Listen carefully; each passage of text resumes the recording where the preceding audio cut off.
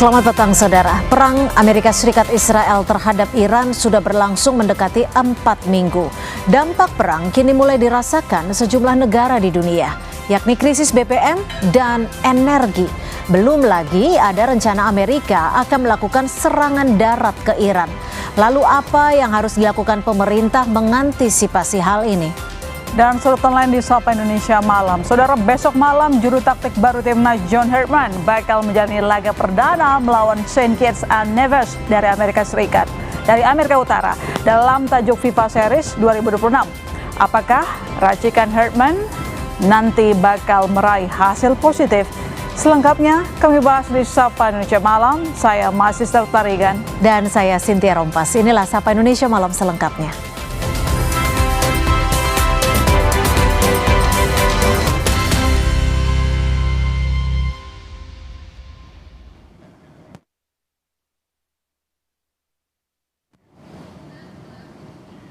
Saudara, 1 bulan bertempur, jumlah rudal Iran memiliki pemandu berpresisi tinggi masih belum berkurang.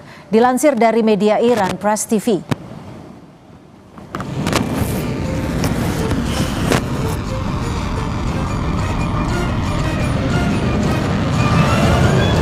Garda Revolusi Iran menyatakan gelombang serangan ke-81 hingga kemarin telah menyasar 70 lokasi di seluruh wilayah Israel.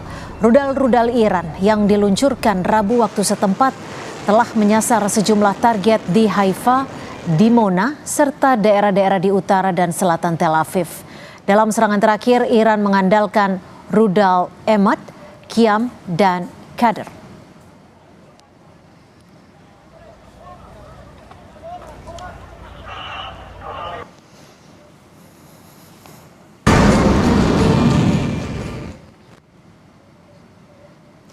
Garda Revolusi Iran merilis video serangan yang diklaim berhasil menembak jatuh jet F-18 milik Amerika Serikat. Dalam video tampak kilatan cahaya mengenai jet sebelum visual jet yang diduga F-18 milik AS menghilang. Pusat Komando Amerika Serikat dikutip dari kantor berita Turki Anadolu membantah serangan tersebut dan menyebut informasi Garda Revolusi sebagai informasi palsu.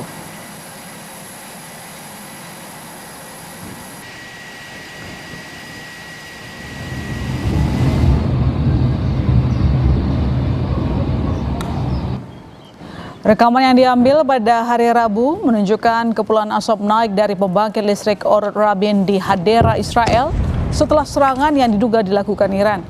Perusahaan listrik Israel klaim bahwa fasilitas utamanya di Hadera tidak rusak akibat serangan tersebut. Namun, media lokal melaporkan pemadaman listrik terjadi di beberapa daerah setelah insiden tersebut. Pasukan pertahanan Israel mengatakan telah mendeteksi rudal yang diluncurkan dari Iran menuju wilayah Israel, menambahkan bahwa sistem pertahanan udara beroperasi untuk mencegahnya.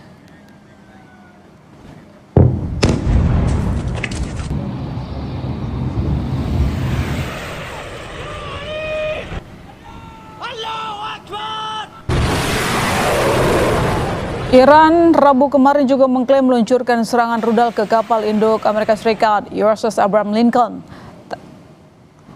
Tanggal, lokasi, dan lintasan rudal dalam rekaman tersebut tidak dapat diverifikasi secara independen. Kantor berita negara Iran, IRNA, melaporkan bahwa rudal tersebut memaksa kapal induk untuk mengubah posisi setelah serangan yang dilaporkan. Komandan Angkatan Laut Iran mengatakan bahwa kapal tersebut berada di bawah pengawasan terus-menerus. Belum komentar langsung dari Angkatan Laut Amerika Serikat pada saat publikasi.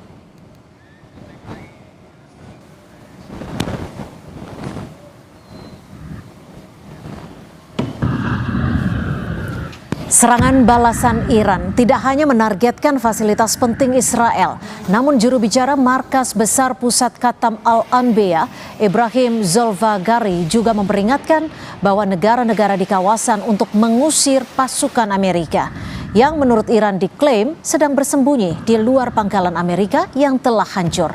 Jika kehadiran pasukan Amerika Serikat masih berada di sana, Iran ancam akan ada kelanjutan serangan yang akan berpengaruh pada keamanan negara-negara tetangga.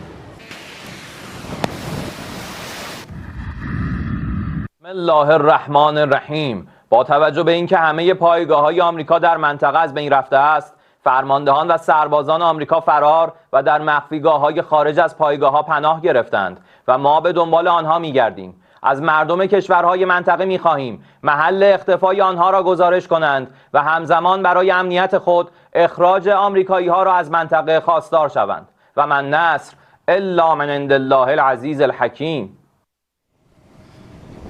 Namun saat Iran ancam akan mengusir seluruh pasukan Amerika di negara-negara Teluk, Pentagon justru diperkirakan akan mengirim 3.000 pasukan dari divisi lintas udara ke 82 ke Timur Tengah. Rencana pengerahan pasukan ini muncul di saat Presiden Amerika Serikat Donald Trump berbicara tentang kemungkinan kesepakatan dengan Teheran untuk mengakhiri perang. Departemen Pertahanan AS telah menyiapkan rencana terperinci untuk kemungkinan pengerahan pasukan darat di Iran sebagai salah satu skenario militer di tengah meningkatnya konflik di Timur Tengah.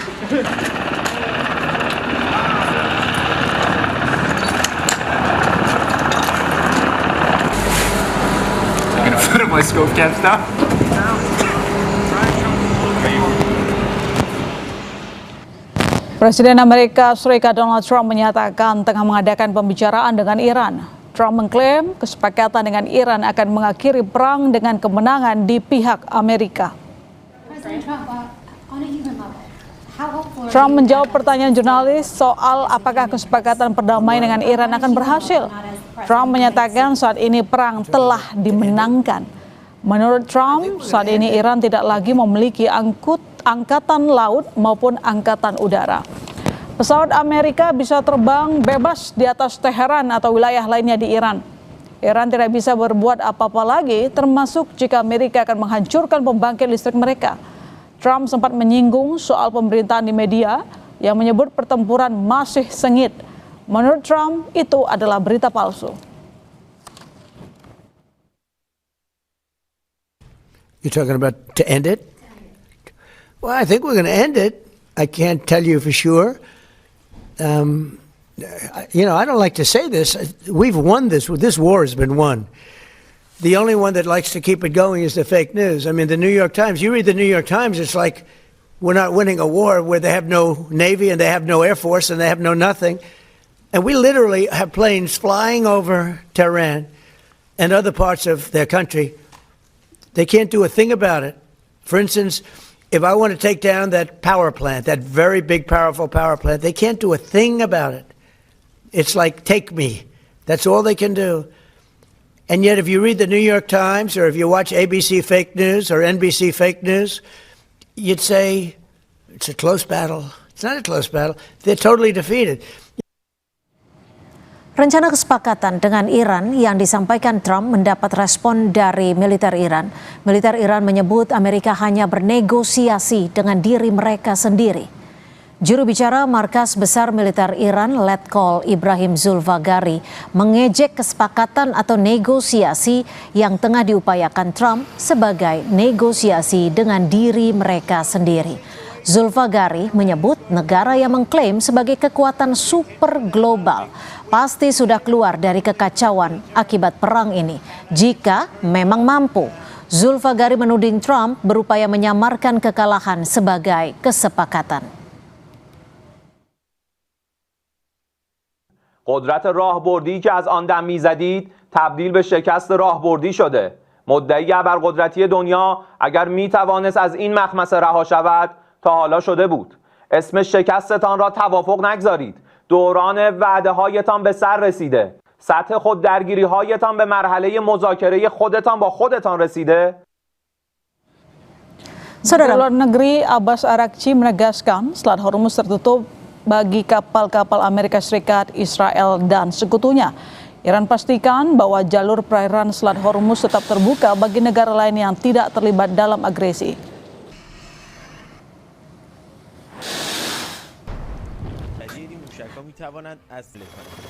اقتدار ایران به منطقه دیگریش تنگه هرمز هست. بعد از 47 سال بالاخره ما رو مجبور کردن که اقتدار خودمون رو برای منطقه، برای این آبراه، برای این تنگه هرمز نشون بدیم و به دنیا بدیم. باورشون شاید نمیشد. فکر میکردن که ایران بلوف میزنه. فکر میکردن که ایران جرأت چنین کاری نداره. ولی ما با قدرت این کار کردیم و تمام توان خودشون رو بسیج کردن که این کار رو متوقف بکنن و نتونستن. حتی متوسل شدن به کشورهای دیگه، حتی متوسل به کسانی که خودشون دشمن میشمارن متوسل شدن که بیان کمک بکنید این آب رو باز بکن. و خب هیچ کم استقبال نکرد، چون اصلا شدنی نیست. وقتی ناوگان خود آمریکا جرئت نمیکنه به این تنگه وارد بشه، چطور توقع دارن ناوگان کشورهای دیگه، نیروهای دریایی کشورهای دیگه نزدیک بشن؟ و ما به همه کشورها اخطار دادیم که اگر نیروهای مسلح اونها وارد این حوزه بشن، تنش رو بیشتر خواهند کرد، منطقه رو با مشکلات پیچیده‌تری مواجه خواهند کرد و حل مشکل تنگه هرمز هم پیچیده‌تر خواهد شد.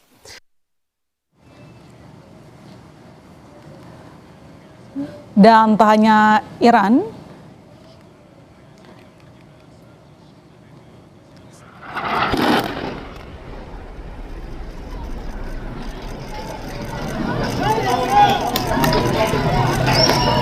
dan Israel diduga menyerang kamp pengungsi Al-Sid Amira di selatan Deir al-Balah di Gaza Tengah.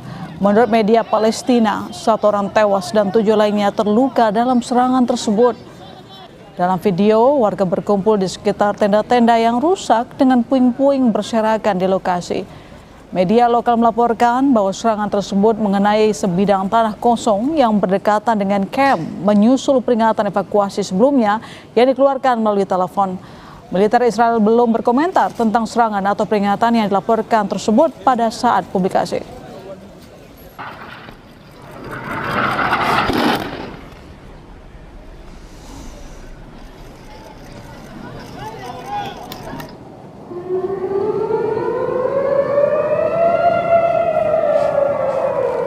Tak hanya Iran yang melancarkan serangan ke Israel, sejumlah rudal Hizbullah yang ditembak dari wilayah Libanon terus menyerang sejumlah kota di Israel seperti Petah Tikva dan Tel Aviv.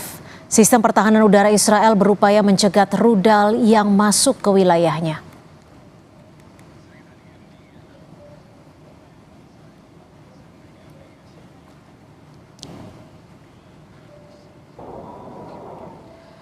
Saudara, dunia diambang krisis energi imbas perang Iran, tetapi Menteri SDM pastikan pasokan BBM nasional aman. Apa antisipasi pemerintah jika perang berkepanjangan?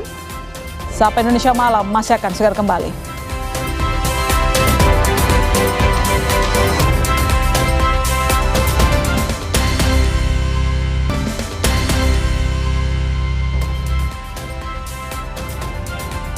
Terima kasih Anda masih bersama kami di Sapa Indonesia Malam. Saudara, dampak perang AS Israel melawan Iran memperburuk krisis bahan bakar di Afrika. Warga Kinshasa mengaku kini tengah sulit mengisi bahan bakar kendaraan mereka. Mereka harus antri berjam-jam untuk mendapatkan bahan bakar. Bahkan mereka terpaksa beralih ke pasar gelap seiring semakin parahnya kelangkaan pasokan di pompa bensin.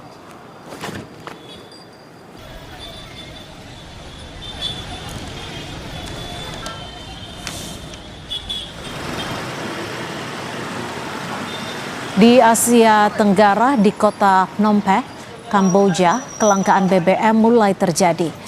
Para pengemudi tuk-tuk harus mengantri panjang untuk mendapatkan BBM di SPBU. Sebagian harus mendorong kendaraannya karena sudah kehabisan bahan bakar. Harga BBM juga naik.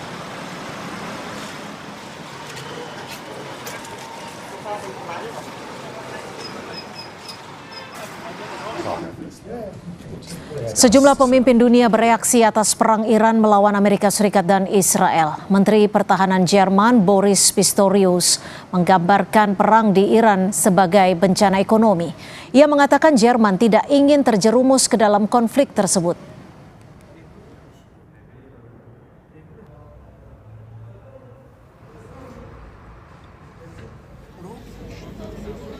This war is a catastrophe for the world's economies. The impact is absolutely evident already now after a little bit more than 2 weeks. The closure of the Hormuz Strait has an impact for all the region in the Indo-Pacific, including Australia, but foremost, especially for Japan.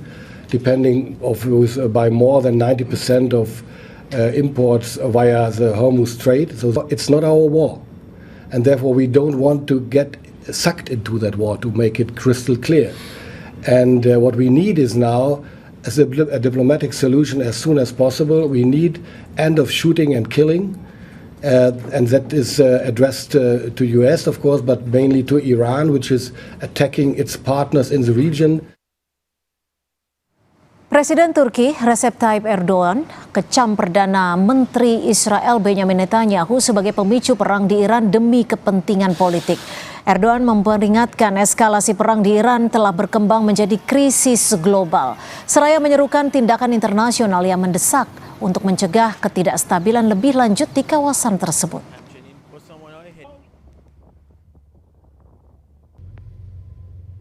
Son 25 gün bize şunu göstermiştir.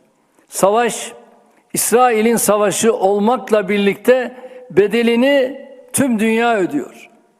Savaş, Netanyahu'nun İkbal savaşı ama ceremesini 8 milyar çekiyor.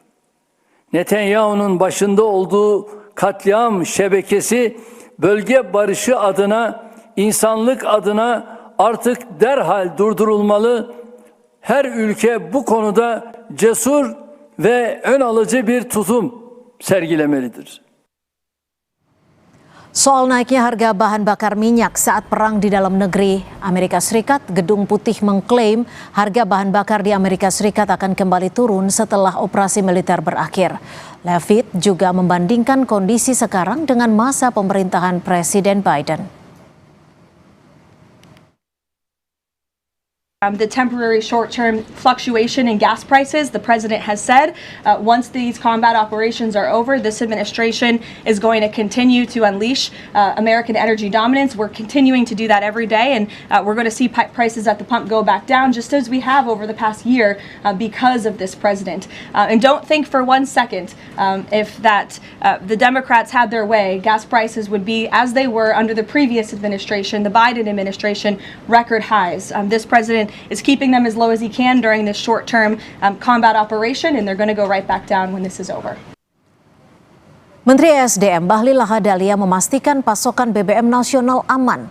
Ia meminta masyarakat tidak perlu khawatir karena pemerintah terus mencari alternatif untuk menambah pasokan minyak dan gas dari negara-negara lain.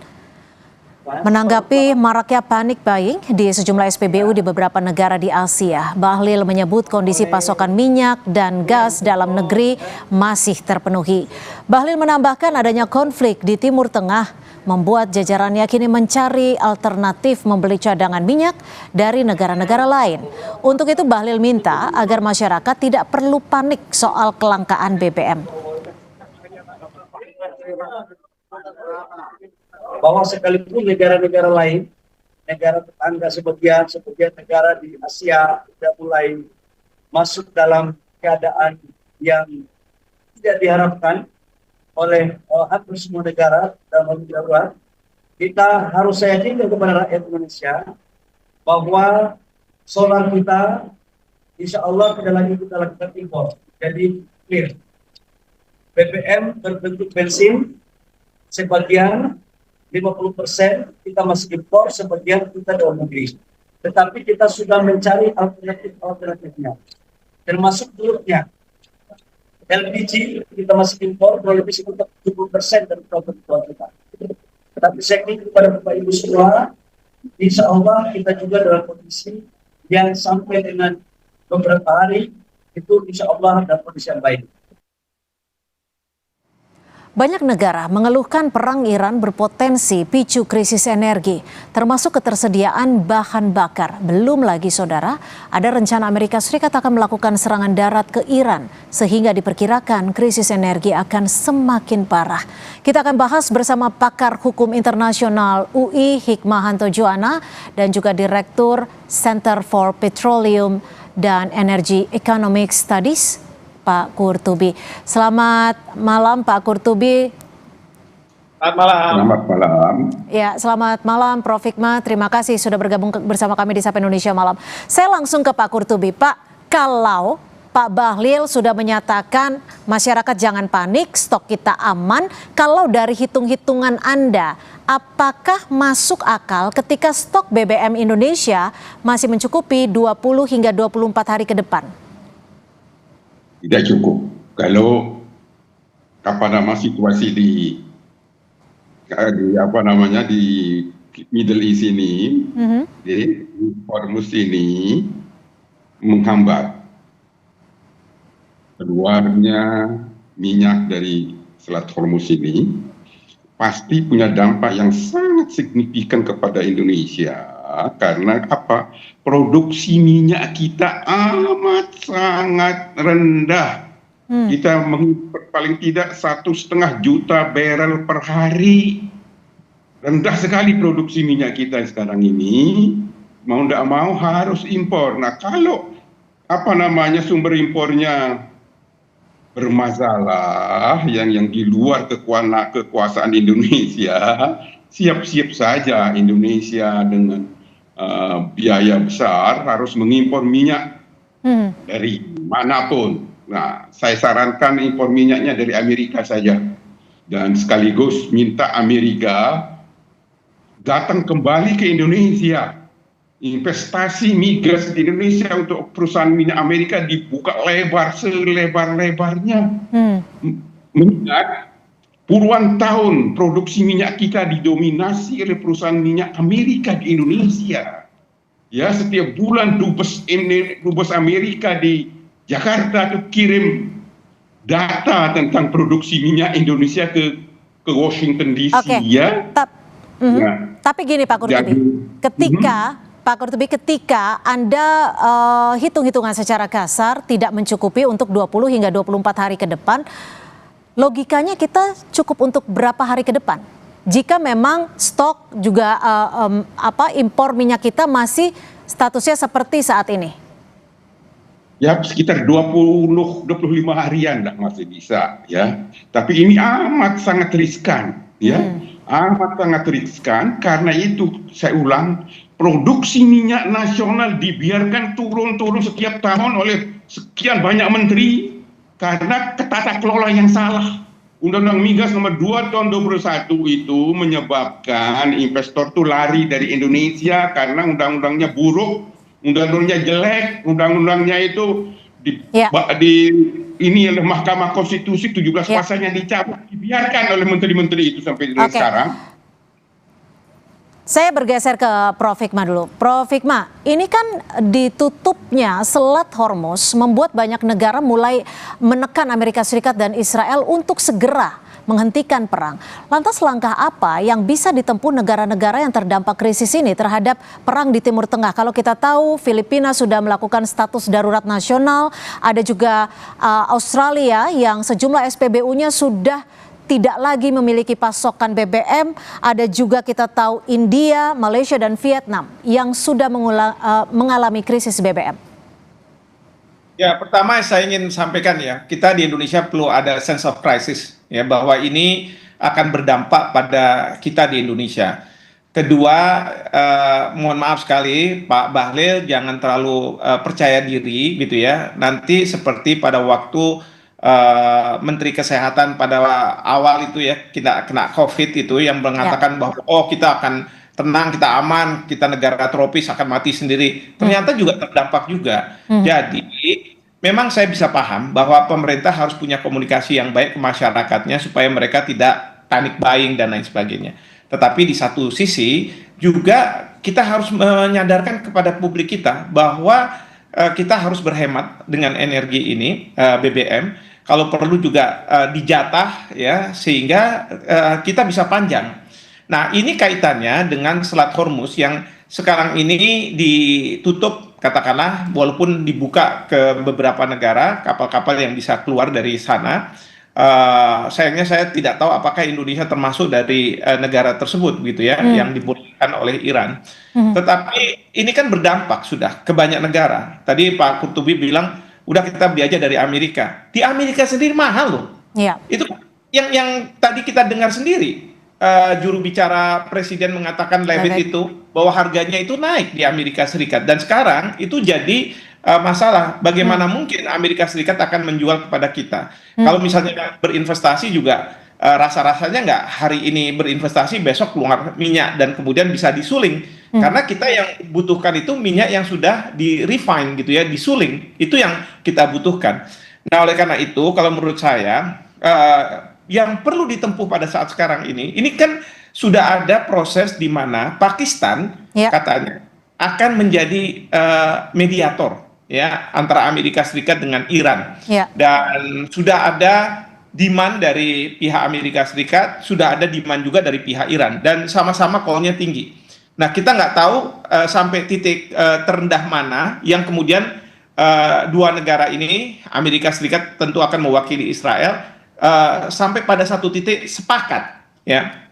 Nah, katakanlah kita berandai-andai bahwa kesepakatan itu akan terjadi. Pertanyaan kita adalah, apa peran kita?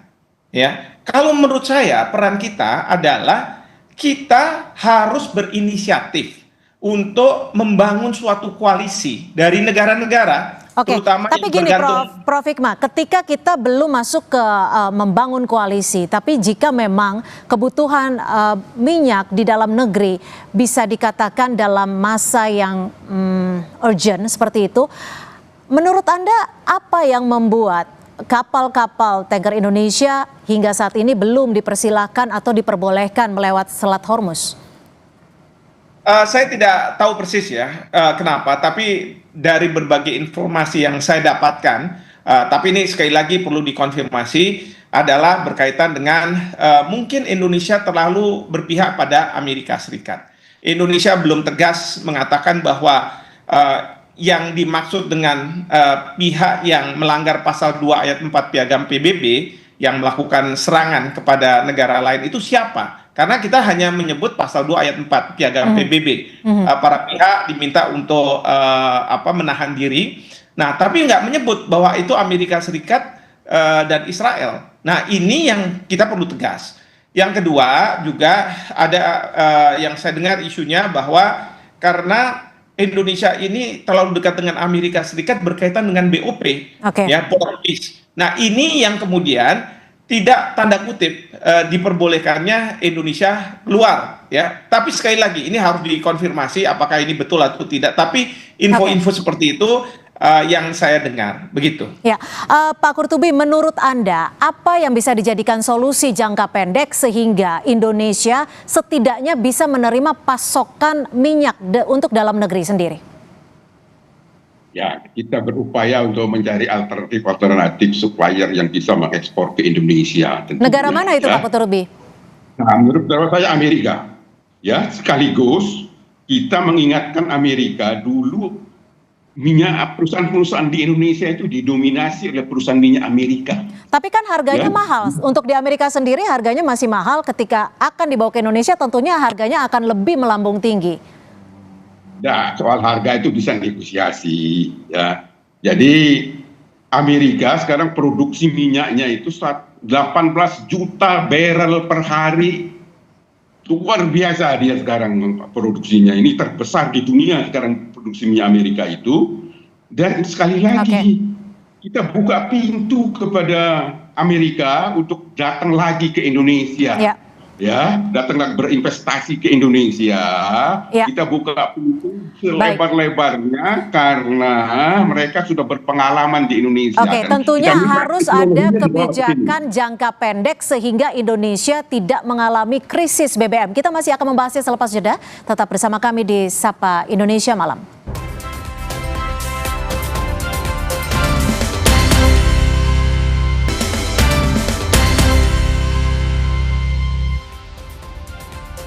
Terima kasih Anda masih bersama kami di Sapa Indonesia Malam. Kita masih membahas terkait dengan konflik di Timur Tengah yang memicu krisis energi. Saya kembali ke Pak Qurtubi. Pak Qurtubi, analisa Anda, mitigasi terburuk apa yang harus disiapkan pemerintah Indonesia jika perang berlangsung lama? Karena sebelumnya Presiden Trump menyebut perang hanya akan berlangsung 3-4 hari, tapi ini sudah memasuki pekan keempat. Saya sarankan untuk beli minyak dari Amerika, ya. Sebab dulu setiap bulan kedubes Kedutaan Besar Amerika di Jakarta ini sangat gembira ria mengirim informasi ke Washington tentang produksi minyak mereka di Indonesia yang apakah sangat membeli membantu minyak dari Amerika menjadi satu-satunya solusi, Pak Qurtubi?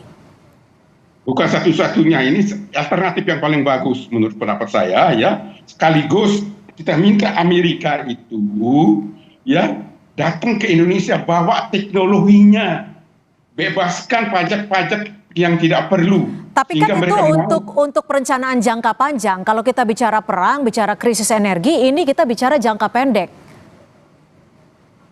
Iya, otomatis untuk jangka pendek akan kita bicarakan di mana kita sebaiknya membeli minyak dari Amerika. Minyak produsen minyak terbesar di dunia sekarang ini Amerika.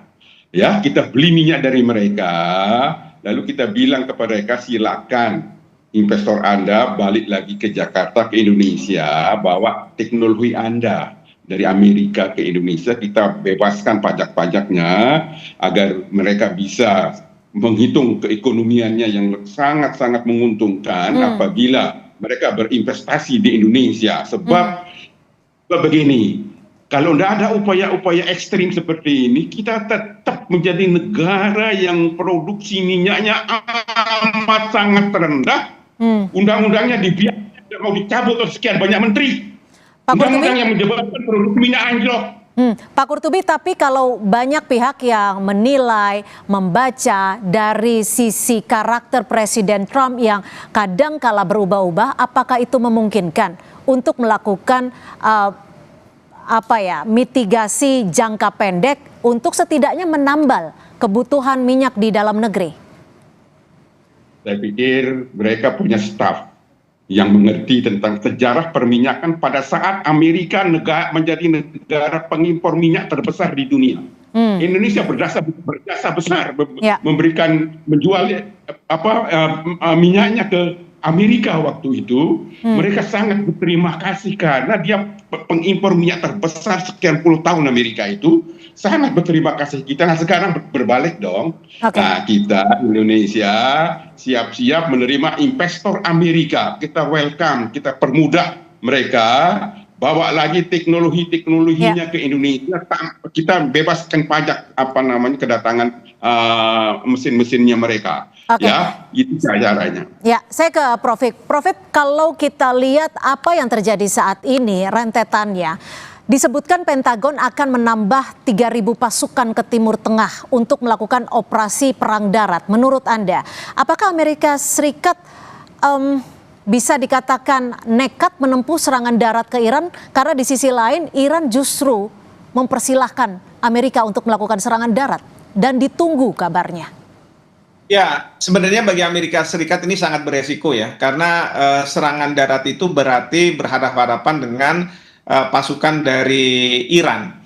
Dan menurut saya dengan jumlah yang 3.000 atau kemarin bilang katanya 2.500 marinir itu tidak mencukupi. Nah, sebenarnya yang saya dengar kabar itu adalah 2.500 ini akan diturunkan ke dekat Selat Hormuz. Ya, dari pulau, kalau saya tidak salah, Abu apa dan kemudian dari Krak itu. Jadi bukan di mainland Irannya, tetapi di dua pulau itu, dengan harapan di sana pasukan Iran tidak terlalu banyak, kemudian bisa dilumpuhkan, dan kemudian Selat Hormuz akan bisa dikendalikan oleh Amerika Serikat untuk memastikan bahwa Selat Hormuz itu terbebas. Tapi ini pun masih merupakan suatu menurut saya ya keputusan yang sangat beresiko. Beresiko karena mungkin saja para pasukan Amerika Serikat ini banyak yang terbunuh, dan itu tidak akan membuat Presiden Trump di mata rakyatnya itu baik begitu. Jadi ini menurut saya masih ada semacam keambiguan ya, ketidakjelasan apakah akan benar-benar diturunkan atau tidak. Lalu bagaimana Prof dengan NATO sendiri yang mengabarkan atau menyebutkan setidaknya ada 22 negara yang akan berpartisipasi untuk mengamankan Selat Hormuz ini? Nah, ini yang ingin saya sampaikan tadi, bahwa sekarang ini kita tahu bahwa Pakistan kan sudah mencoba untuk melakukan mediasi. Nah, ini masih belum berhasil tentunya. Ya. Dan faktor yang paling menentukan itu adalah dari pihak Iran. Karena Iran itu punya kecurigaan yang sangat tinggi bahwa proses negosiasi itu akan tiba-tiba disimpangi oleh Amerika Serikat, dilanggar oleh Amerika Serikat, mungkin atas dasar desakan dari Israel. Seperti pada waktu negosiasi yang dilakukan difasilitasi oleh Oman. Nah, oleh karena itu proses mediasi ini terus dijalankan, tidak mengapa. Tapi saya berharap pemerintah kita nih, pemerintah Indonesia, Bapak Presiden langsung mengontak kepala pemerintahan, kepala negara dari berbagai negara, termasuk negara-negara NATO, negara ASEAN, kemudian juga negara-negara di Teluk, untuk membangun coalition of, bukan the willing, coalition of protectors, guarantors. Ya, guarantors dari apa? Penjamin dari apa? Dari kesepakatan kalau itu sudah terjadi, bahwa Iran, kamu nggak usah curiga, tidak usah khawatir. Karena apa? Karena kami ini yang akan menjadi penjamin. Kalau tiba-tiba apakah cukup Amerika kuat negara-negara di ASEAN sebagai negara penjamin jika memang yang dijaminkan itu adalah negara Iran yang memang kaya akan minyak? Ya, ini kaitannya dengan Selat Hormuz. Karena Iran tahu betul bahwa sekarang dengan dia menguasai Selat Hormuz, maka survival dari Iran itu bisa terselamatkan. Kalau misalnya Selat Hormuz ini jatuh ke tangan Amerika Serikat, ini bisa jadi ini akan jatuh ke jatuhnya Iran, katakanlah begitu. Nah, oleh karena itu Selat Hormuz menjadi titik survival bagi Iran. Oke. Nah, sementara negara-negara lain kan terdampak. Tadi dikatakan oleh presiden dari Jerman atau petinggi dari Jerman yang mengatakan bahwa ini kita terdampak secara ekonomi, dunia ini terdampak. Nah, oleh karena itu, kalau saja Bapak Presiden yang punya karisma, punya kedekatan dengan para pemimpin dunia, termasuk Cina, termasuk Rusia, bisa minta, ayo kita bangun coalition of guarantors. Jadi negara-negara ini menggaransi, Iran, kamu buka, ya, dan kita akan garansi bahwa Amerika Serikat, ya, kalau misalnya nanti ada kesepakatan, maka dia tidak akan melanggar kesepakatan itu. Kesepakatan pertama yang paling penting adalah Amerika Serikat menghentikan serangan. Sebagaimana tadi Sekjen PBB sudah mengatakan, tadi Sekjen PBB mengatakan bahwa mereka minta agar Amerika kamu hentikan serangan. Kan dari sisi Iran itu tidak akan membalas serangan-serangan itu kalau dia tidak diserang, karena dia defend, kan gitu, bukan ofensif. Pak Qurtubi, terakhir, jika diperlukan adanya kebijakan untuk mengantisipasi krisis minyak di dalam negeri, kebijakan apa selain mengimpor minyak dari Amerika Serikat? Apakah WFH 1 hari dalam sepekan itu cukup untuk menghemat BBM? Nggak cukup. Sebab sekali lagi, produksi minyak kita sangat rendah, kita harus ngimpor 1,5 juta barrel per hari sekarang ini. Jika menaikkan harga BBM? Terlalu riskan, banyak dampak ekonominya luar biasa itu kalau menaikkan harga BBM, ya. Sebaiknya dihindari. Ya, jadi itu apa namanya? Ada kalkulasi-kalkulasi yang bisa diterapkan oleh pemerintah sehingga ekonomi bawah ini, semua orang sekarang punya sepeda motor, di kampung-kampung semua punya sepeda motor yang pakai bensin, ya.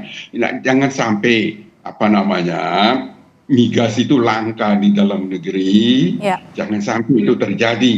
Jadi upayakan agar bisa terpenuhi tentunya apa namanya apa yang terjadi di Selat Hormuz ini, kita harapkan tidak seperti yang sekarang, di mana untuk keluar apa namanya kapal-kapal itu menjadi bermasalah di sana. Jadi artinya memang diperlukan kebijakan yang komprehensif untuk mengantisipasi adanya krisis energi, dan mudah-mudahan memang itu tidak terjadi di Indonesia. Terima kasih sekali lagi pakar hukum internasional Universitas Indonesia Prof. Hikmahanto Juwana dan juga Direktur Center for Petroleum and Energy Economic Studies Pak Qurtubi. Selamat malam, salam sehat selalu.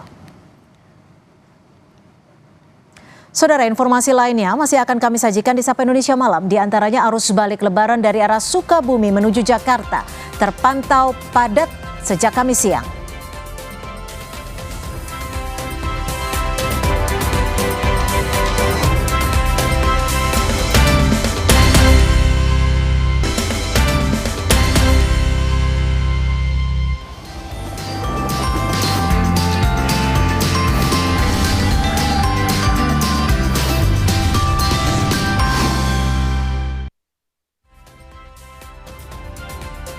Anda kembali menyaksikan Sapa Indonesia Malam bersama saya Masih Tarikan. Saudara, arus balik lebaran dari arah Sukabumi menuju Jakarta terpantau padat. Kemacetan terjadi di sepanjang jalur arteri ke Jakarta pada Kamis siang. Kepadatan terjadi dari mulai Cibadak, Pamuruyan hingga arteri jalur masuk gerbang tol Parungkuda. Kepadatan didominasi oleh kendaraan pemudik maupun wisatawan yang akan pulang menuju Jakarta dan Bogor dari kawasan Pelabuhan Ratu. Kondisi ini terjadi mulai dari pukul 10 pagi. Sementara di gerbang tol terpantau lancar.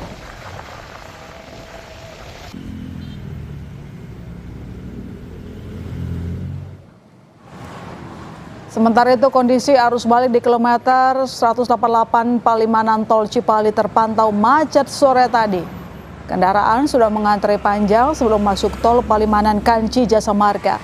Kepadatan ini diprediksi akan terjadi hingga akhir pekan pada Jumat, Sabtu, dan Minggu.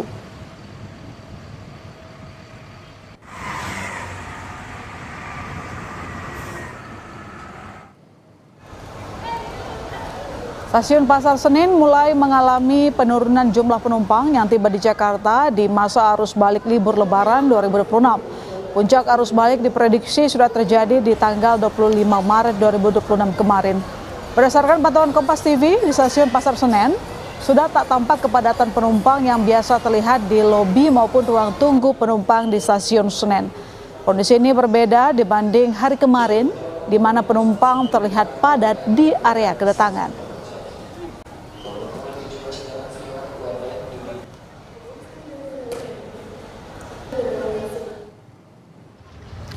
Arus balik angkutan lebaran kereta api di wilayah Daup 8 Surabaya masih tinggi.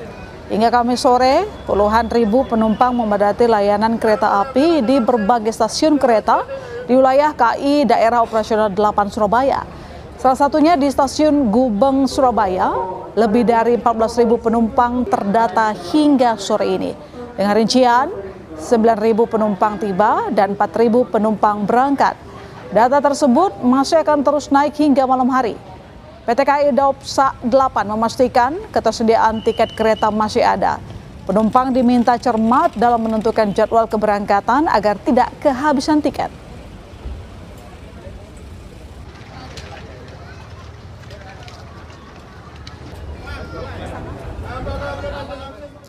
Kita akan pantau pergerakan arus balik pemudik di sejumlah titik. Ada jurnalis Kompas TV Medina Andas dan juru kamera Gahniar Febrian di pintu tol Cileunyi, Jawa Barat.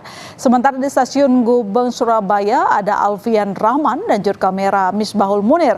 Kita akan ke gerbang tol Cileunyi dulu bersama Medina. Medina, apakah sudah terpantau peningkatan jumlah kendaraan di sana?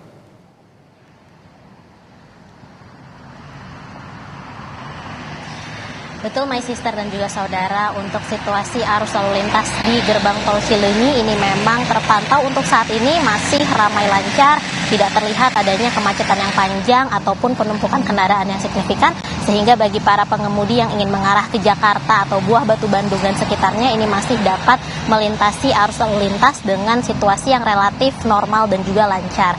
Namun jika kita berbicara mengenai beberapa saat yang lalu, sejak sekitar pukul 13 waktu Indonesia Barat tadi siang sampai tadi sore sekitar pukul 17 waktu Indonesia Barat, ini memang sempat terjadi kepadatan yang dimana kepadatan ini dikarenakan aktivitas para pengemudi yang harus melakukan proses transaksi tap saldo uang elektronik di gardu tol yang menyebabkan antrian panjang sekitar 100 meter yang didominasi oleh kendaraan pribadi dan juga kendaraan logistik dan juga bus. Namun begitu kendaraan melewati gardu atau gerbang tol, arus lalu lintas kembali lancar dan juga normal.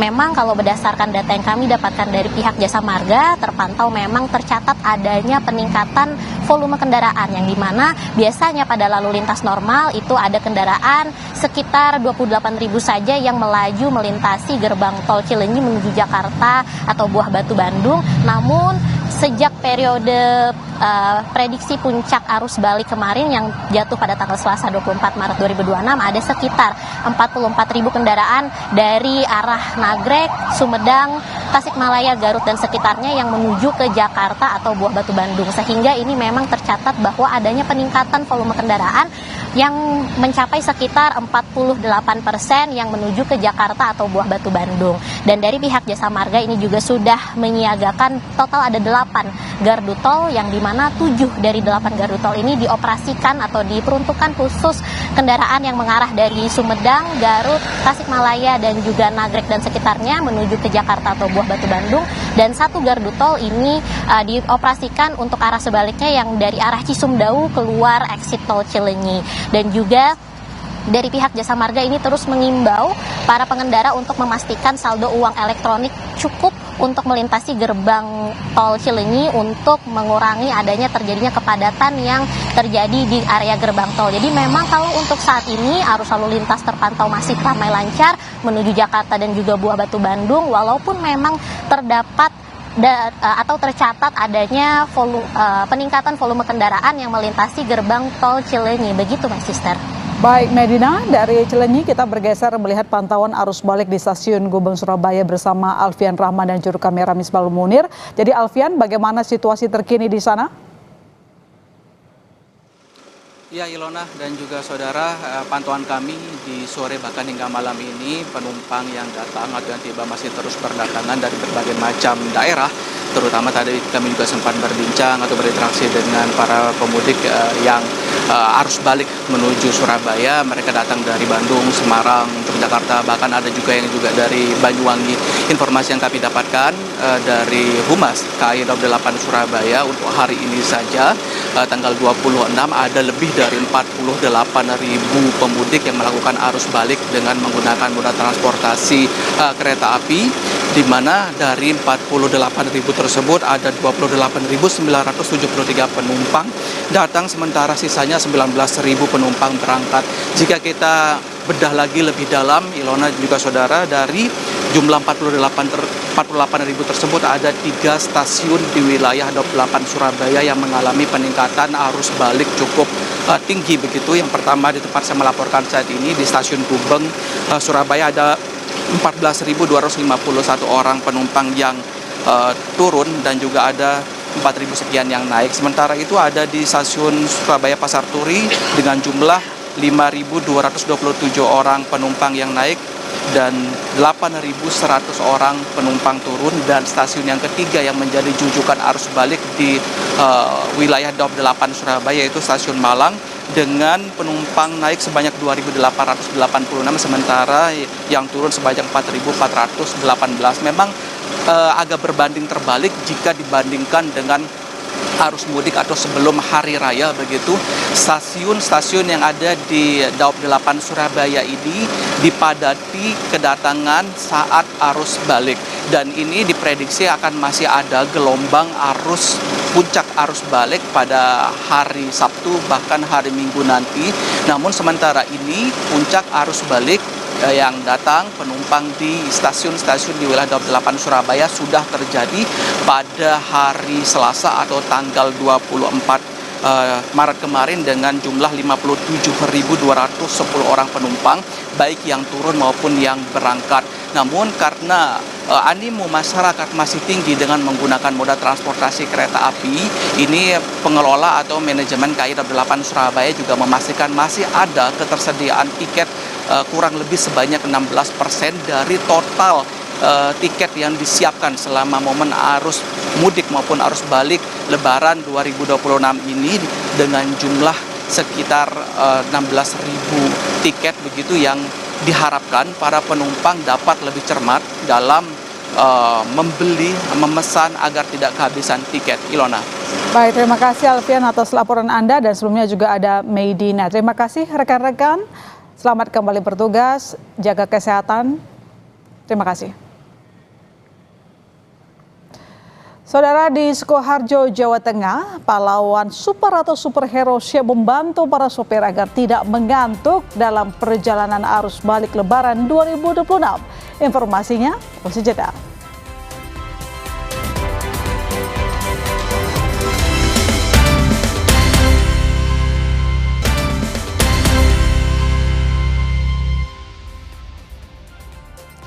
Saudara, di Sukoharjo, Jawa Tengah, pahlawan super atau superhero seperti Spider-Man dan Gatot Kaca siap membantu para sopir agar tidak kelelahan dan mengantuk dalam perjalanan arus balik Lebaran 2026.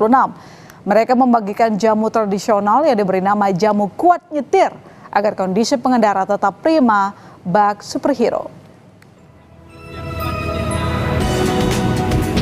Rombongan superhero Gatot Kaca dan Spider-Man membagikan jamu kepada para pemudik di Simpang 5, Kelurahan Joho, Sukoharjo, Jawa Tengah.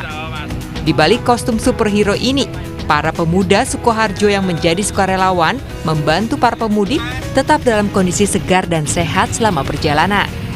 Jamu tradisional khas Sukoharjo berisi ramuan beras kencur dan kunir asam yang khasiatnya diyakini bisa membuat badan lebih segar.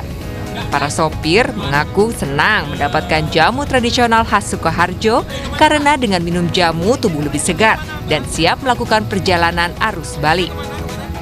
Tanggapannya gimana dengan adanya diberikan jamu kuat untuk nyetir ini, seperti apa ini, Mas? Biar bisa melek, ya tuh bisa sehat, bisa fit para supir-supir. Koordinator Sukarelawan Superhero Sukoharjo, Agus Widanarko, mengatakan aksi ini merupakan aksi rutin pemuda-pemudi Sukoharjo. Aksi ini merupakan bentuk terima kasih kepada para pemudik karena aktivitas mudik membantu perekonomian warga, seperti larisnya usaha kecil menengah hingga dipenuhi lokasi wisata. 17 jam, 18 jam kembali ke perantauan, kita kasih pelayanan dari masyarakat jamu, karena bagaimanapun pemudik kemarin sudah arus balik, mereka itu pahlawan devisa. Yang ngasihkan jamu pun juga Gatot Kaca, menandakan bahwa mereka itu adalah para pahlawan devisa, membelanjakan uangnya dari merantau ke tempat kami, tempat wisata kami pun beludak. Dengan aksi berbagi jamu ini diharapkan dapat menjaga kesegaran tubuh para pemudik yang masih dalam perjalanan arus balik menuju perantauan. Tim Liputan Kompas TV. Saudara, jumlah kendaraan yang hendak menyeberang di masa arus balik Lebaran di Pelabuhan Bakahuni, Lampung terpantau meningkat. PT SDP mengantisipasi lonjakan jumlah penumpang terjadi lebih cepat sebelum tanggal yang diprediksi jadi puncak arus balik tahap 2 di tanggal 28 dan 29 Maret mendatang. Tak hanya jumlah kendaraan yang meningkat, namun penumpang perseorangan juga mulai bertambah.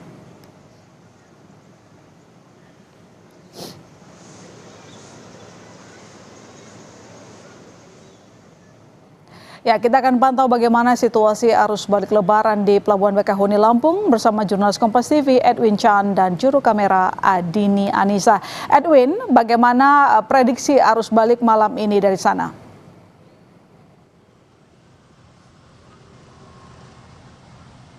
Selamat malam Ilona dan juga saudara, terkait dengan pantauan saya dari pagi tadi, ini nampaknya terjadi peningkatan yang cukup signifikan jika dibandingkan dengan pagi hari tadi. Sebagaimana memang diketahui, waktu sore hingga malam, bahkan nantinya subuh melewati jam 12 malam, merupakan waktu favorit bagi para pemudik karena mereka memang menghindari cuaca panas dari pelabuhan. Nah, ini kalau kita pantau dari gambaran yang mungkin bisa dilihat, di layar kaca Anda saudara, terdapat kendaraan yang berbaris. Nah, jika dibandingkan dengan tadi pagi itu hanya 1 hingga 3 baris saja. Tapi untuk kantong parkir di tempat saya melaporkan sekarang, dermaga eksekutif, dermaga 1 dan 7, itu seluruh kantong parkirnya ini penuh. Bahkan hingga ke pintu masuk dari Pelabuhan Bakahuni yang berada di barat dari Anjungan Agung Mall yang merupakan hub untuk kemudian penumpang perseorangan menunggu. Nah, Ilona juga saudara, ini kalau kita lihat dari data harian yang diperoleh oleh PT ASDP, di sini menunjukkan dari pukul 00 tadi pagi, tadi dini hari maksud kami, itu sampai jam 2 siang tadi terdapat 10.000 unit kendaraan lebih. Lalu di penumpang ini totalnya baik di kendaraan maupun perseorangan atau pejalan kaki, ini totalnya ada 45.428 orang. Nah, ini sebenarnya masih jauh dengan lonjakan penumpang yang ada di puncak arus balik yang terjadi pada 24 Maret lalu. Dan dari pantauan udara yang mungkin bisa kami berikan kepada Anda, Ilona dan juga saudara, ini terpantau memang dermaga ini sangat sibuk untuk kemudian melakukan loading out dan loading in bagi para penumpang. Sampai sekarang belum terlihat skema TBB atau tiba bongkar berangkat yang menandakan memang kendaraan atau antrean masuk ke dalam kapal ini masih terkendali. Nah, TBB ini memang nanti tiba bongkar berangkat akan diperlukan jika memang kendaraan ini sudah membludak, mengingat memang kalau TBB diberlakukan berarti kapal akan berjalan lebih cepat atau proses pengangkutan saja yang dilakukan, jadi tidak ada penurunan. Lalu Ilona juga saudara, ini penting untuk dicermati bagi para pemudik arus balik yang belum kemudian melakukan arus balik. Ini karena ditulis oleh ASDP, dicatat itu totalnya ada 51% kendaraan dan penumpang yang belum menyeberang ke Pulau Jawa. Jadi mungkin bisa segera membeli tiket dan melakukan arus mudik sebelum nanti puncak arus mudik yang diprediksi 28 hingga 29 untuk menghindari keramaian yang membludak. Ilona. Artinya, Edwin, bahwa arus balik ini belum terlewati atau mungkin diprediksi masih akan terjadi kepadatan beberapa hari ke depan.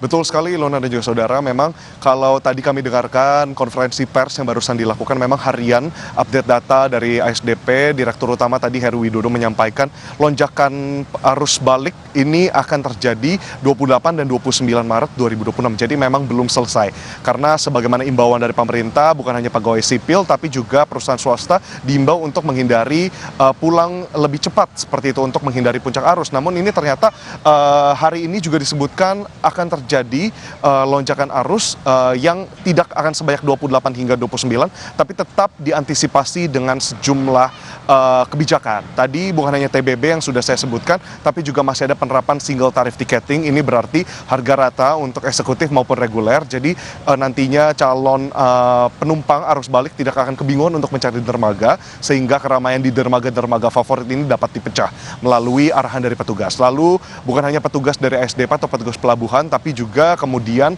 ASDP bekerja sama dengan Polda Lampung di sini untuk melakukan filtrasi atau penyaringan kendaraan-kendaraan ini di buffer zone, Ilona dan juga saudara. Ada 2 buffer zone yang menjadi titik tumpuan. Ini ada di jalan tol Trans Sumatera mengarah ke Pelabuhan Bakauheni. Ini akan ada diberikan 3 stiker, maksud kami 1 stiker hijau, merah, dan kuning. Ini hijau berarti bisa langsung ke pelabuhan, merah harus kemudian dipertimbangkan untuk membeli tiket, dan kuning ini khusus untuk BBJ atau transportasi besar. Harapannya dengan kebijakan tersebut, keramaian dapat dipecah. Ilona. Baik, terima kasih Edwin atas laporan Anda. Selamat kembali bertugas di sana. Saudara, mengantisipasi dampak perang Iran dengan Amerika Serikat Israel yang berkepanjangan, pemerintah berupaya melakukan penghematan konsumsi BBM, salah satunya melalui kebijakan work from home. Ulasannya sesaat lagi.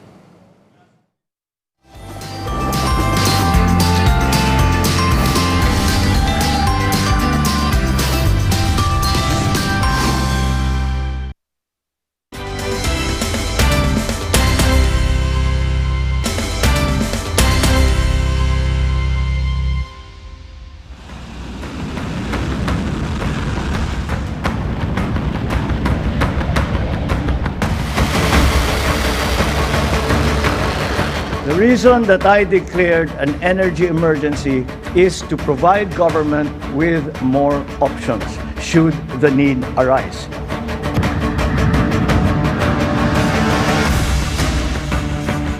Insya Allah pasukan BBM tidak ada masalah, pasukan BBM aman, tetapi kita ingin menjadikan momentum ini bagian dari untuk kita mengkoreksi diri, memperbaiki diri, ya, mengefisienkan diri.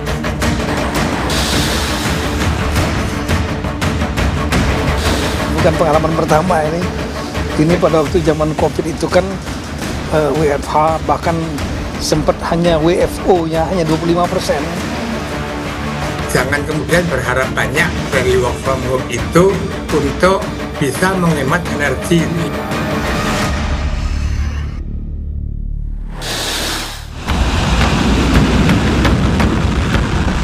Memasuki pekan keempat, Iran dengan Amerika dan Israel masih saling serang. Jika perang terus berlanjut, banyak pihak khawatir situasi di Timur Tengah bisa memicu krisis energi global. Akibat perang, jalur utama distribusi minyak dan gas alam melalui Selat Hormuz terganggu. Sejumlah negara mulai mengantisipasi krisis energi. Filipina telah mendeklarasikan keadaan darurat di sektor energi nasional pada Rabu kemarin. Presiden Filipina, Ferdinand Marcos Jr., memperingatkan negara harus bersiap menghadapi krisis BBM yang berkepanjangan. The reason that I declared an energy emergency is to provide government with more options should the need arise. Binibigyan nito ang ating pamahalaan ang mga kapangyarihan kumilos ng mas mabilis, bumili ng langis ng hindi na kailangan na dumaan pa sa matagal na proseso at pagsamahin ang lahat ng ahensya sa isang direksyon. Halos lahat ng langis ay ating ini-import at karamihan dyan ay doon galing. Kailangan natin maghanda kung ito ay lalala pa at tatagal pa. Sejumlah negara juga mulai terdampak krisis BBM menyusul berlanjutnya perang di kawasan Teluk. Di kota Phnom Penh, Kamboja, kelangkaan BBM mulai terjadi. Para pengemudi tuk-tuk harus mengantre panjang untuk mendapatkan bahan bakar di SPBU. Sebagian harus mendorong kendaraannya karena sudah kehabisan bahan bakar. Harga BBM juga naik. Di kota Ahmedabad, India, para pengendara harus mengantre panjang di SPBU karena pasokan bahan bakar menipis akibat krisis di Timur Tengah. Sejumlah konsumen kehilangan kesabaran karena antrian panjang tersebut telah berlangsung selama 5 hari terakhir. Sementara di Dhaka, Bangladesh, kendaraan mengantre berjam-jam untuk mendapatkan bahan bakar di SPBU usai beberapa SPBU sudah ditutup.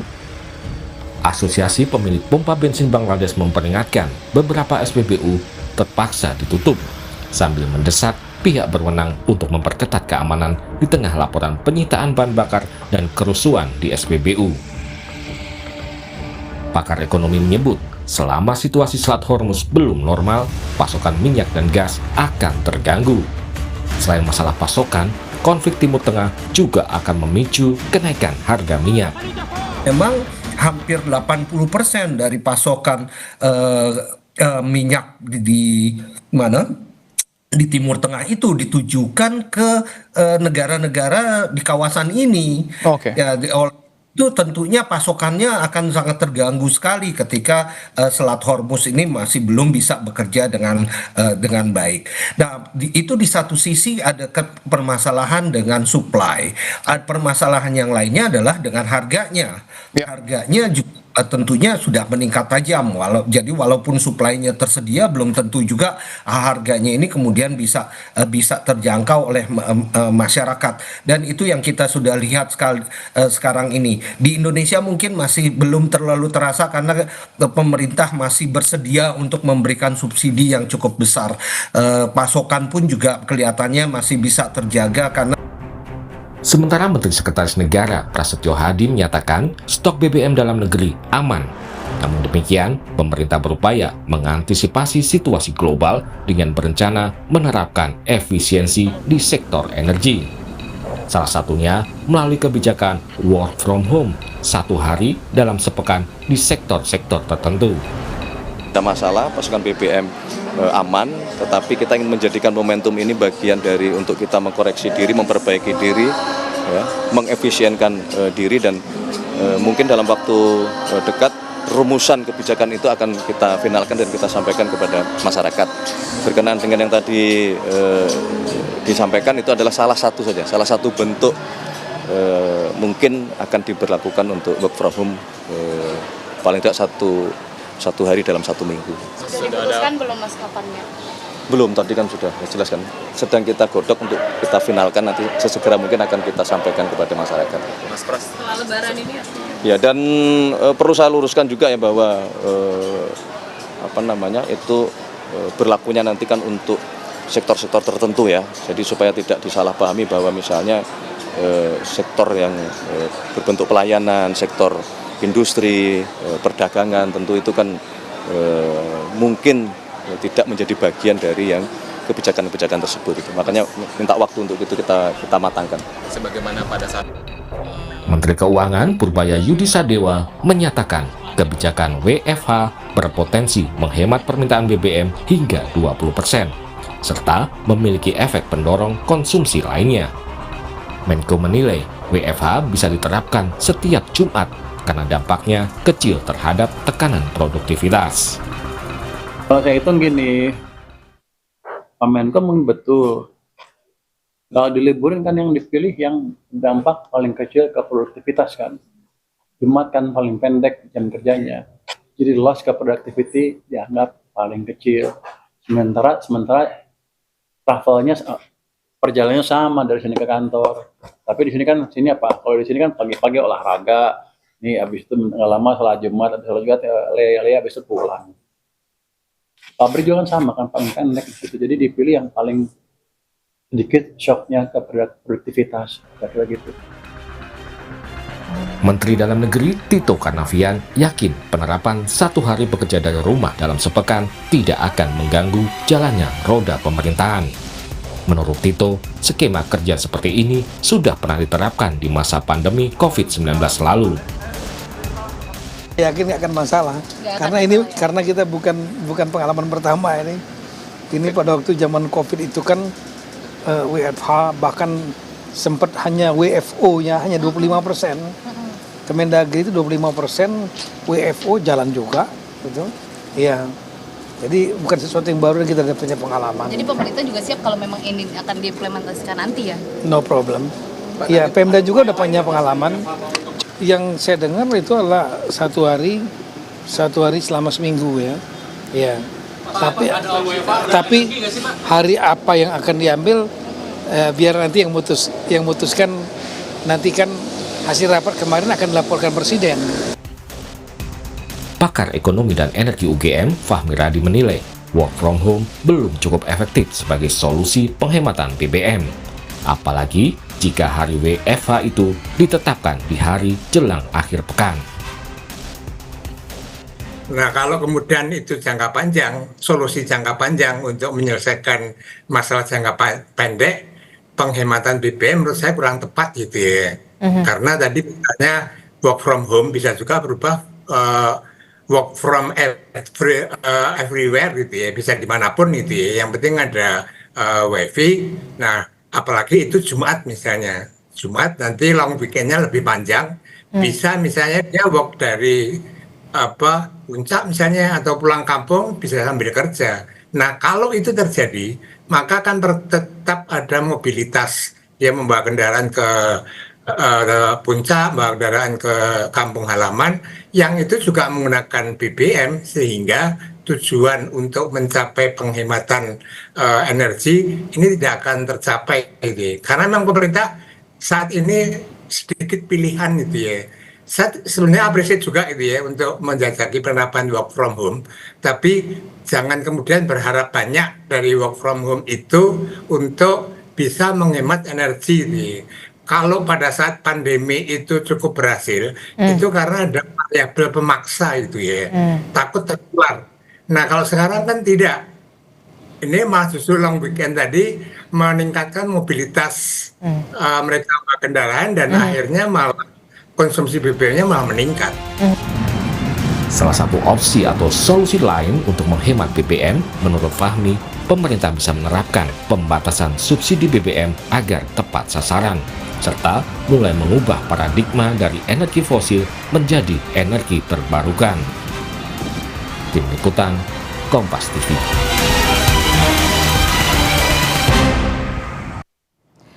Topik berikutnya di Sapa Indonesia Malam, bagaimana pelatih timnas John Herdman meramu taktik menghadapi St. Kitts and Nevis di laga Viva Series besok. Kami bahas usai jeda.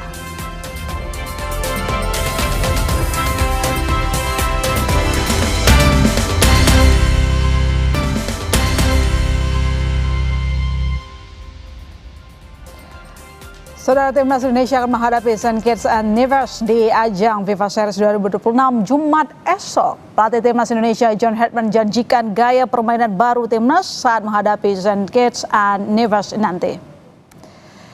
Herman mengungkapkan ingin menerapkan standar baru dalam permainan timnas. Menurut Herman, pelatih terdahulu telah memberikan fondasi yang kuat. Namun ia melatih perlu ada peningkatan dalam strategi penyerangan dan fleksibilitas taktik agar permainan timnas tidak mudah ditebak lawan. And those goalkeepers will be required. Hyundai Cup. I think, looking at previous versions of Indonesia, there are so many things I like.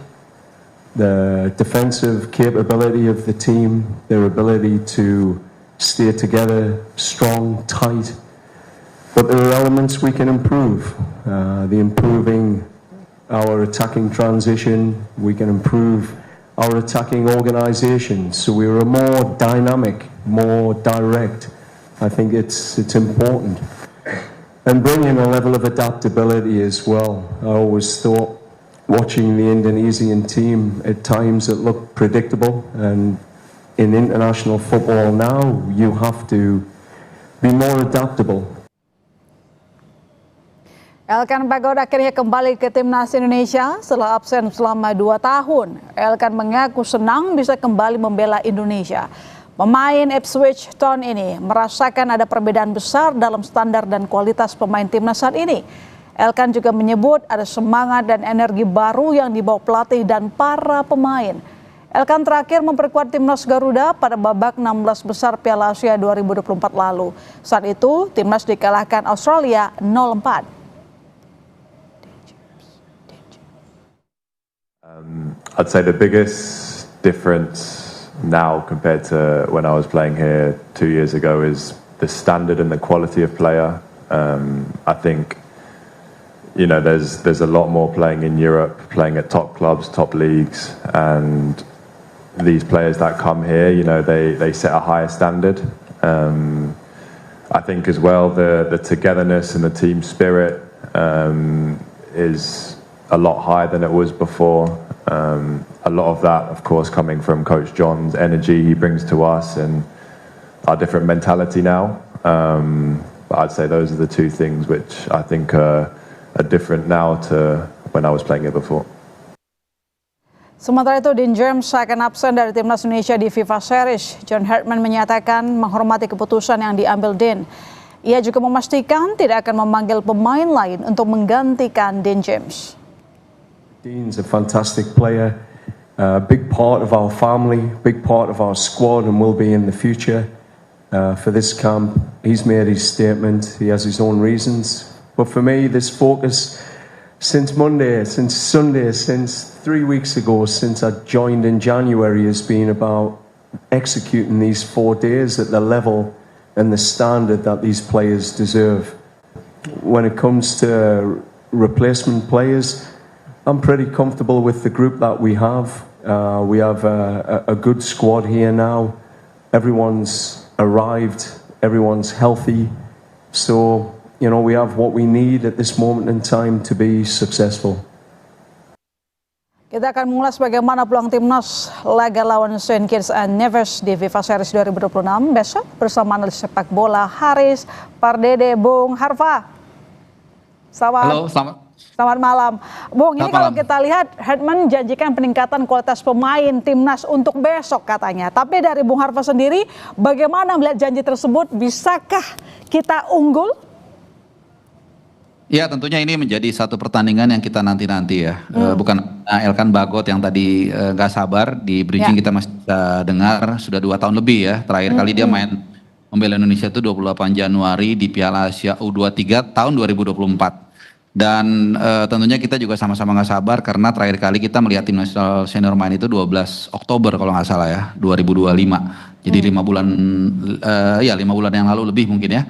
Dan semua kita nggak sabar juga melihat bagaimana sentuhan dari pelatih baru kita John Hartman di pertandingan besok menghadapi St. Kitts and Nevis. Kalau buat saya sih let it flow. Jadi kita enjoy aja karena ini baru pertandingan pertama. Buat saya justru saya tidak mau terlalu menanggapi soal janjinya tersebut, tapi lebih kepada ya kita nikmatin aja. Karena ini baru pertandingan pertama. Buat saya mau menang mau kalah ya wajar lah. Ini kan baru pengenalan, masih banyak checkpoint nanti yang masih lebih penting untuk kita nanti. Jadi sebaiknya ekspektasi kita di pertandingan pertama bagaimana Herman harus unjuk gigi, kali ini seperti apa Bang? Ya kalau buat saya memang sih ini adalah satu pertandingan yang agak tricky ya, karena itu yang saya katakan tadi, penonton udah lama rindu lihat timnas, kemudian mainnya juga di GBK. Jadi tapi buat saya itu lebih penting bagaimana kemudian John Herdman yang kita tahu pelatih yang cukup baik lah ya, kemudian menyatukan tim ini sebagai satu kesatuan dan kemudian melihat setiap pemain itu bisa memberikan kontribusinya secara maksimal. 90% pemain yang diturunkan adalah pemain lama. Jadi menurut Bung Harpo sendiri, apakah nanti kira-kira ada perbedaan permainan timnas seperti yang disebutkan oleh Herdman? Ya harusnya ada ya, karena kalau misalnya nggak ada perbedaan, sama aja kita bermain dengan gaya pelatih sebelumnya Patrick Kluivert yang kita tahu hancur total. Jadi bukan total football tapi hancur total. Kita justru pengen perubahan total. Ada perubahan yang dilakukan oleh John Herdman. That's why federasi PSSI dalam hal ini kan memilih John Herdman supaya ada perubahan ke arah yang lebih baik. Walaupun tentu itu yang saya katakan tadi bukan berarti ujuk-ujuk satu pertandingan kita langsung menjudge dia bagus atau jelek, enggak.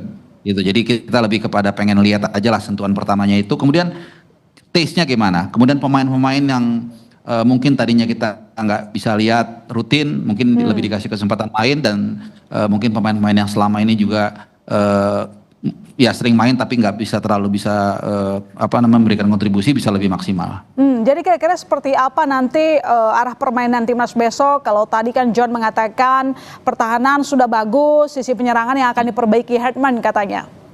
Iya, dari pernyataan ini kan dinyatakan kalau nggak salah di preskon yang baru saja berlangsung kalau saya nggak salah ya. Saya pikir ini sangat masuk akal karena memang secara materi bahan-bahan mentahnya pun memang kita di belakang sangat menumpuk, terutama di belakang kiri, tengah, bahkan kanan ya. Tengah midfielder juga oke, tapi depan memang banyak PR. Milano Jonathan yang lagi bagus, benar-benar mungkin yang paling bagus di antara para pemain depan harus kena ACL, cedera cukup lama nanti. Kemudian Ole, pemain andalan kita, tapi di klubnya juga sampai dengan saat ini, sampai detik ini kita belum mencetak gol pun. Kemudian ya memang ini debatable ya, tapi buat saya Ezra Walian yang menjadi pemain lokal yang paling banyak menciptakan gol atau terlibat dalam gol di BRI Super League nggak dipanggil ya, jadi kita nggak tahu, tapi kita serahkan kepada pelatih. Dan mengingat kita main lawan Saint Kitts and Nevis yang secara peringkat sebenarnya di bawah kita 30 strip, kemudian kita main di GBK, harusnya sih saya lebih melihat permainan menyerang di pertandingan besok. Jadi menurut Anda skuad ini merupakan skuad cari aman gitu? Nggak cari aman juga, justru saya katakan tadi dengan spek yang ada tadi, dengan kita tuan rumah, kita lawan yang lebih rendah, harusnya kita pasti menyerang. Saya nggak melihat tim kita akan lebih bertahan, tapi tadi masalahnya lini depan kita juga banyak loophole di sana. Tapi saya percaya ya kalau dalam sepak bola itu kan permainan kolektif. Kalaupun pemain depan lagi kurang maksimal, bukan tidak mungkin ada pemain lain yang bisa berkontribusi dalam cetak gol. Terkait dengan Ole, ini kan dia undercook ya, karena memang dia punya nasib di Oxford United tersingkir dari skuad utama. Jadi menurut Anda Ole mungkin nantinya juga bakal underperform di lapangan? Nggak selalu. Jadi gini, memang secara umum penampilan pemain di klub dengan di timnas itu berbanding lurus, tapi tidak mutlak. Gitu. Misalnya paling gampang ya, jadi kita contoh Marcelino Ferdinand waktu di kualifikasi round 3 tahun lalu lah. Itu dia jarang main, tapi kemudian kita lihat bisa mencetak 2 gol ke gawang Saudi, bisa bermain bagus dan selalu menjadi andalan gitu. Jadi nggak selalu juga. Dan kemudian begini juga yang kedua, kadang dalam memilih pemain itu, mungkin pemain ini katakan sedang lagi nggak perform, ya. Tapi di saat yang sama di posisi tersebut kering, sehingga akhirnya dia menjadi relatif. Jadi sama dengan bek kiri misalnya Mbak Ilona. Jadi banyak pemain ini bagus-bagus pemainnya, tapi ketika banyak pemain bagus juga ya agak susah untuk memilih memilih dia menjadi pemain utama. Jadi saat ini ya Ole adalah pilihan terbaik kita, meskipun di klub dia belum mencetak gol sama sekali. Herdman sempat mengatakan pernah menghadapi Cats gitu. Jadi disampaikan juga saat itu menangnya saat lawan Kanada cuma menang 1-0. Jadi apakah dia bisa membawa kemenangan yang sama terhadap Indonesia, membawa timnya sebagai unjuk gigi ya, membuktikan CV-nya mentereng itu? Ya, saya masih ingat ya dia mengatakan hal seperti itu, tapi seingat saya itu terjadi udah cukup lama, tahun 2019 kalau saya nggak salah. Ya, dan itu kan udah nggak relevan lagi dengan sekarang. Ya, mungkin ada 1-2 lah pemain yang masih sisa. Kalaupun mungkin masih lebih dari itu, gaya bermainnya mungkin sudah berbeda. Dan yang lebih penting adalah tim yang dibawa sekarang berbeda. Saat itu Kanada. Kanada ya kita tahu levelnya udah Piala Dunia, sementara kita kan belum gitu. Jadi itu lebih kepada romantisme saja, tapi secara empirisme itu bukan menjadi ukuran. Tapi kan buktinya dia bisa mengalahkan Kanada yang sebenarnya peringkatnya lebih tinggi saat itu. Mengalahkan St. Kitts. Ya. Iya, artinya betul dia bisa mengalahkan St. Kitts, tapi kan peristiwanya sudah berlalu 7 tahun lalu. Kemudian gunnya atau senjatanya kan juga berbeda. Yang dia bawa itu Kanada, tim-tim yang lolos Piala Dunia, sementara kita beda. Walaupun tentu saya tetap optimis, artinya kita akan bermain lebih agresif. Kita punya peluang untuk menang, walaupun jangan anggap remeh juga gitu, karena St. Kitts dan Nevis ini memang urutannya 150, tapi mereka biasa bermain di CONCACAF, biasa ketemu Kanada, biasa ketemu Meksiko, biasa ketemu US, biasa ketemu Costa Rica. Mereka udah biasa bertemu saban 4 tahun sekali kualifikasi Piala Dunia dengan tim-tim yang langganan Piala. Jadi cukup berat ya untuk Indonesia buat Anda. Jadi kira-kira siapa yang bisa jadi jenderal lapangan tengah kalau misalnya Tom Haye nggak ada, absen dia? Ya, kalau di lapangan tengah ini kan memang jadi isu ya, kehilangan Tom Haye, chip dari permainan Indonesia. Tadinya sebenarnya saya berharap kakak Ricky Kambuaya. Umpan-umpan agresifnya, umpan-umpan progresifnya sangat luar biasa. Cuman karena dia nggak bisa main, maka ada beberapa alternatif. Salah duanya adalah Calvin Verdong dan juga bisa Nathan Choaon. Jadi tergantung karena dua pemain ini punya posisi versatile yang sama. Bisa bermain sebagai left back, bisa juga bermain sebagai DM. Dan khusus untuk Verdong, kalau kita ingat di kualifikasi Piala Dunia round 4 kemarin, waktu menghadapi Irak, dia kan dimainin Kluivert sebagai DM dan cukup bagus. Jadi saya rasa Verdong bisa menggantikan peran Tom Haye di lini tengah. Ya, jadi kira-kira di belakang pakai 4 back atau 3 back, Bung? 3 back ya, karena tim nasional kita kan sudah terbiasa dengan pakai 3 back dan John Hartman sendiri bukan orang yang kaku. Jadi bisa aja dia pikir, oh ini 3 back udah jalan, ya udah gue pakai 3 back, saya pakai 3 back aja deh. Dan kita tahu salah 1 atau salah 2, salah 3 nama yang hampir pasti di sana ya Jay Itses, mungkin Justin Hubner atau Rizky Ridho atau Kevin Dix yang punya potensi kuat untuk mengisi menjaga gerbang dari pertahanan Garuda. Apakah nanti Elkan kira-kira akan menjadi salah satu daftar pemain dari 11 yang menjadi starter? Kalau itu 50-50, tapi saya yakin karena ada 2 pertandingan. Kita akan menghadapi St. Kitts and Nevis tanggal 27, kemudian selang 3 hari kita akan menghadapi antara Bulgaria dan Solomon Islands. Dalam 2 pertandingan itu saya yakin sekali 99% atau bahkan 100% Elkan Bagot akan dapat minute play. Mungkin starter iya. Jadi tapi kita belum tahu apakah mungkin let's say pertandingan besok Justin Hubner yang starter kemudian dirotasi dengan Bagot, atau mungkin pertandingan pertama Bagot nggak main sama sekali, tapi nanti pas pertandingan tanggal 30 either kita akan lawan Solomon Islands atau Bulgaria, mungkin saja Elkan Bagot yang akan dimainkan sebagai starter di CB kiri atau di jantung pertahanan timnas. Seperti itu. Lalu apa yang mungkin perlu kita antisipasi dari timnas kita? Kita tahu bahwa pemain kunci kita juga beberapa baru saja sampai, sementara kita tandingnya besok. Ada yang baru sampai Hubner, Kevin Dix dan juga Jay Ijas. Apakah ini juga akan mempengaruhi fisik mereka sehingga itu dia tadi mempengaruhi performa mereka nanti di lapangan? Ya pasti ya, karena rumusnya begini, saya berapa kali juga ngobrol dengan asisten pelatih timnas dalam beberapa era. Perjalanan situasi kita sekarang ini berbeda dengan dulu. Kalau dulu tuh, let's say sebelum ada pemain naturalisasi atau diaspora itu, pemain rata-rata dari liga yang sama, dari liga kita, Liga Indonesia. Jadi tidak ada isu soal mobilisasi, perjalanan panjang dan lain-lain. Sekarang kan ada yang dari Thailand, ada yang dari Eropa, dulu bahkan ada dari Amerika Serikat. Sehingga perjalanan ini menjadi satu isu. Yang kedua, bahkan kita tahu isu Timur Tengah juga lagi memanas, sehingga kadang-kadang perjalanan mereka ketahan. Terakhir Hubner katanya ketahan. Ya, kan saya dengar dari kekasihnya gitu ya. Dan yang ketiga, setelah perjalanan jauh, itu di hari H itu, di hari dia tiba di hari tersebut, itu mereka nggak bisa langsung digenjot latihan fisik. Mereka recovery dulu sekali, istirahat, mungkin ya lari-lari sedikit, baru besok dia ikut latihan fisik. Jadi keadaan ini tidak ideal memang, tidak sempurna, tapi it's okay. Karena kita masih punya pemain kedalaman squad yang cukup bagus, terutama di lini belakang. Jadi secara kesiapan St. Kitts lebih mumpuni menurut Anda? Dua-duanya sih mumpuni ya, nggak ada masalah. Masing-masing punya kelebihan dan keunggulan. Kalaupun St. Kitts and Nevis lebih dulu sampai di sini secara full, karena mereka memang banyakkan bermain di liga yang sama, tapi kan kedalaman squad kita juga cukup bagus. Kemudian kita main di hadap dukung kita sendiri. Jadi saya pikir ya ini pertandingan yang sangat seru, meskipun saya yakin Indonesia punya peluang yang cukup baik lah.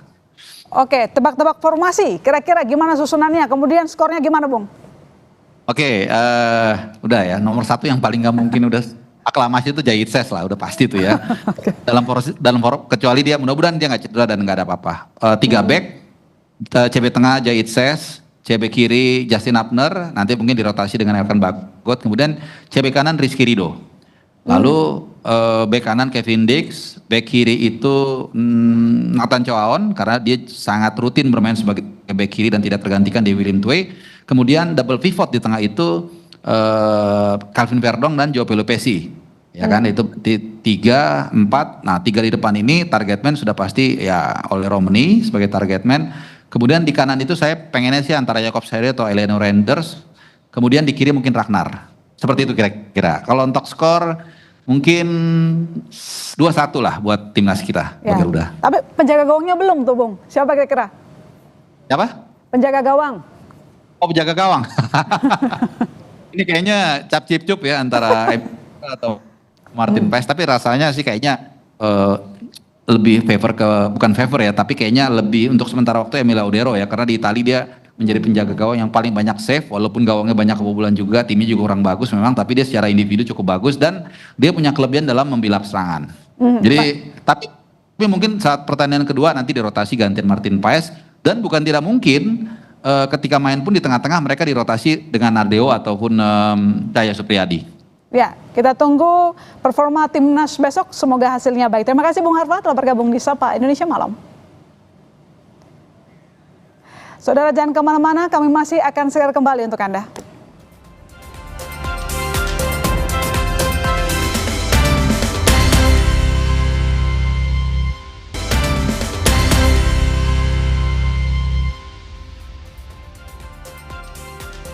Saudara, Komisi Nasional Hak Asasi Manusia mengecek langsung kondisi kesehatan aktivis Andre Yunus yang menjadi korban teror air keras. Dari pihak RSCM Jakarta, Komnas HAM mendapat keterangan Andre membutuhkan waktu hingga 2 tahun untuk pemulihan luka.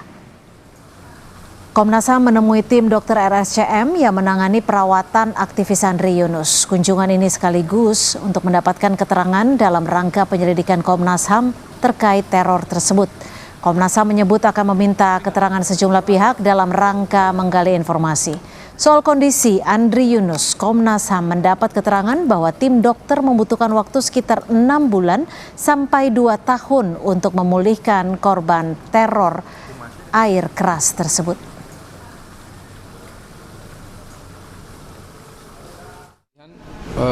Akan dilakukan dalam 6 bulan ini. Operasi masih terus berlanjut dan masih akan terus berlanjut operasinya dan akan berlangsung 6 bulan sampai 2 tahun ke depan untuk pemulihan 20% luka bakar itu. Kepala Bais TNI Legend TNI Yudi Abrimantio menyerahkan jabatan kepada Panglima TNI buntut kasus penyiraman air keras terhadap aktivis kontras yang melibatkan 4 anggota TNI. Kapuspen TNI Majen TNI Aula Dwi Nasrullah bilang, penyerahan jabatan Kepala Badan Intelijen Strategis Kabis TNI sebagai bentuk pertanggungjawaban. Sampaikan di sini sebagai bentuk pertanggungjawaban,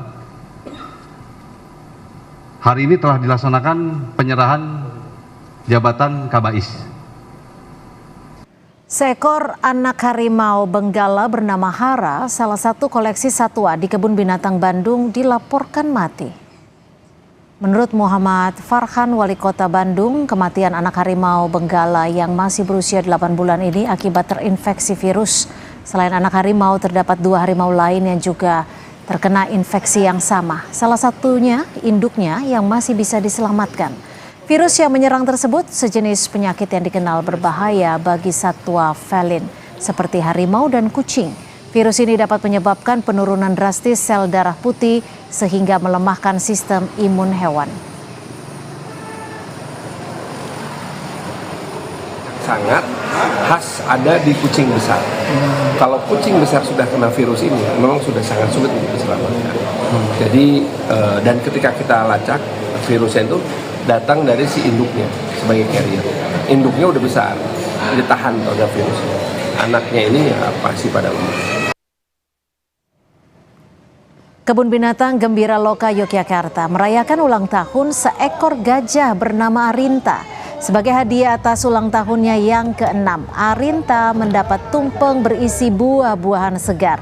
Pengelola menggelar perayaan ulang tahun Arinta bersama pengunjung untuk memberikan hiburan spesial di masa libur Lebaran.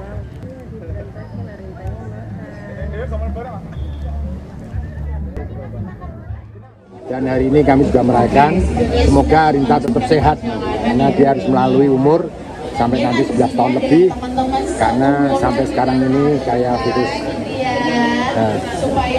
untuk gajah belum ditemukan vaksinnya, sehingga kami harus terus berusaha semaksimal mungkin untuk menjaga Arinta tetap sehat. Kita beralih ke informasi Timur Tengah. 1 bulan bertempur, jumlah rudal Iran yang memiliki pemandu berpresisi tinggi masih belum berkurang. Dilansir dari media Iran Press TV. Garda Revolusi Iran menyatakan gelombang serangan ke-81 hingga kemarin telah menyasar 70 lokasi di seluruh wilayah Israel. Rudal-rudal Iran yang diluncurkan Rabu waktu setempat telah menyasar sejumlah target di Haifa, di Mona, serta daerah-daerah di utara di selatan Tel Aviv. Dalam serangan terakhir, Iran mengandalkan rudal Emad, Qiyam, dan Qart.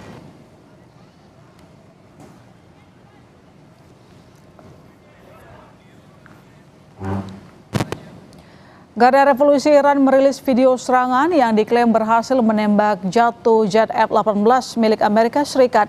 Dalam video tampak kilatan cahaya mengenai jet sebelum visual jet yang diduga F-18 milik AS menghilang.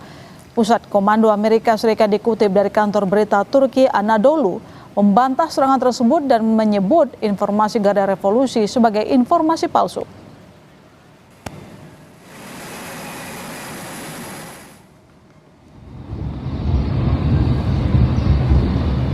Rekaman yang diambil pada hari Rabu menunjukkan kepulan asap naik dari pembangkit listrik Orot Rabin di Hadera, Israel setelah serangan yang diduga dilakukan Iran. Perusahaan listrik Israel klaim bahwa fasilitas utamanya di Hadera tidak rusak akibat serangan tersebut. Namun media lokal melaporkan pemadaman listrik terjadi di beberapa daerah setelah insiden ini. Pasukan pertahanan Israel mengatakan telah mendeteksi rudal yang diluncurkan dari Iran menuju wilayah Israel, menambahkan bahwa sistem pertahanan udara beroperasi untuk mencegatnya.